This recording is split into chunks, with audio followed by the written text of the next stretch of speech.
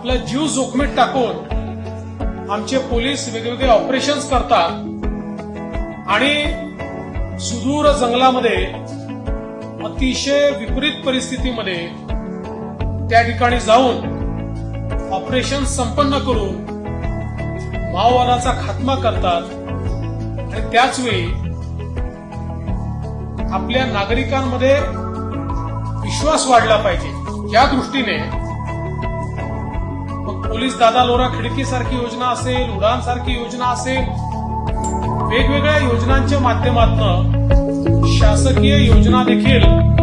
शेवटच्या व्यक्तीपर्यंत पोहोचवण्याचा प्रयत्न करतात